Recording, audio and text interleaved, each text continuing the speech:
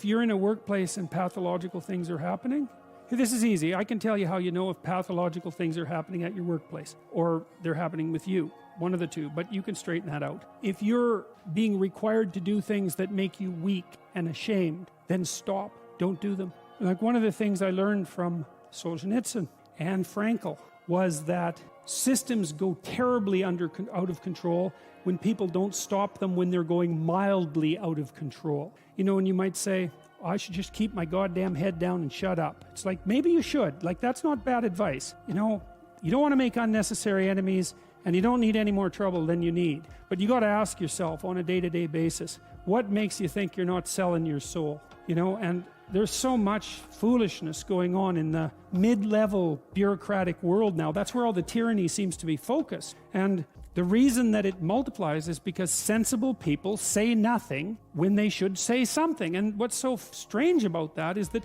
there are way more sensible people than people who aren't sensible. They're just not as noisy. So what you'll turn out if, like, you know, so let's say something's bugging the hell out of you at work. Well, then you have to prepare to find another job. That's the first thing you have to. I don't think that you should find another job, but you should prepare to find another job. And if possible, you should prepare to find a better job. Because if you can't tell someone to go to hell, then you can't negotiate. And if they've got you over a barrel, then you can't say anything. So you gotta set yourself up so you've got some mobility. And actually, that's a really good principle in your life, period.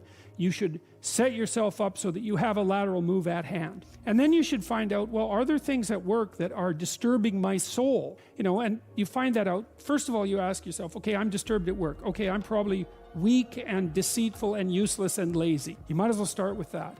And then you talk to some people, like your wife, your friends, your co-workers, and find out, are you stupid, deceitful, and lazy? Or is there something not so good going on at work? And so if you can then eliminate your own personal pathology as a cause of your dissatisfaction, then maybe there's something rotten in the state of Denmark. And maybe you should say something about it before the whole goddamn thing collapses, because that can happen. It can happen in companies a lot faster than people ever think. You know, and you may find that, well, first of all, you may find if you say something, well, first of all, that's an adventure, that's for sure. That's a bloody adventure. And you have to do it carefully, and you have to be prepared for it. But it might be the best thing that ever happened. And the other thing is, if you're careful about it, you get your words right.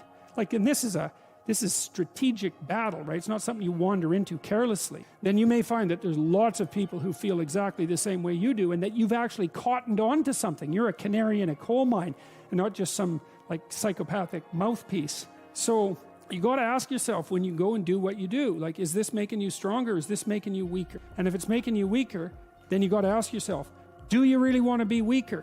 Because the weaker you get, the more you're tyrannized. And then worse than that, like the weaker you get, the more bitter you get. And the more you'll work towards terrible things, the more you'll snap at your wife, the more you'll kick your kids, you know. Like, it's no joke to be tyrannized at work. And so I would say you have an ethical responsibility as a citizen to forthrightly confront creeping tyranny no matter where it occurs. And part of what we're learning, I would say, from these stories, if we're learning anything at all, is that if you're aimed at the good, which is a question you really got to ask you, if you're genuinely aimed at the good, then take heart, because you're a lot stronger than you think. So I have a follow-up question. Okay. So I'm speaking to, there's lots of people who are in this situation. Like, you know, people at universities and corporations all over the place. You know, Google is not the only company that is imposing probably not the worst. Repressive, freedom of speech denying workplace codes. And everybody feels alone, right? They're all like, why should I stand up, be a martyr, get fired? This guy at Google got fired. Yeah. What's the point? Like, I'm asking rhetorically. Good. No.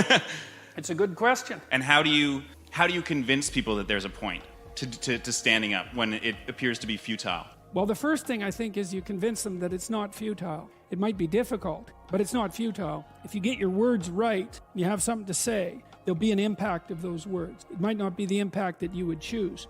But the other thing you got to tell people is pick your poison. You may be in a situation where you don't have a cakewalk to the Garden of Paradise. You got tyranny or famine. Those are your choices. But you get to pick which one you have. And I would say if you're being oppressed, and I mean in your soul, by what you're required to swallow at work, well, you think you're not paying a price for that? You got no self-respect, and rightly so.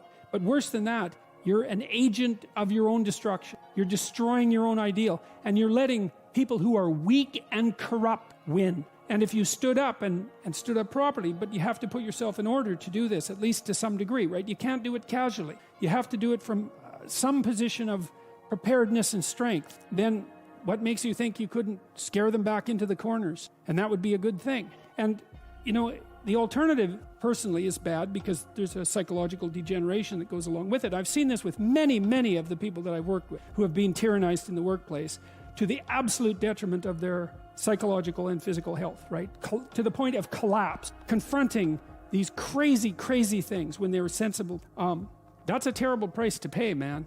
Like, it's a bad price. And then if the foolishness isn't dealt with at the local level, when it's still relatively trivial, then it will multiply until it's dealt with at the social level. And we're seeing signs of that already. Antifa is a good sign of, and problems that aren't solved multiply, and soon people fight. And better to argue than to fight, unless you want to fight. And some people want to fight, and I can understand why, but I wouldn't recommend it because that doesn't lead good places. It really doesn't lead good places. So I'd say you have a duty. Maybe that's why you stand up. It's because you have a goddamn duty to stand up and just say what you have to say. You don't even have to be trying to make a point exactly or trying to get something done. It's like, this is how it looks to me. That's what that guy at Google did.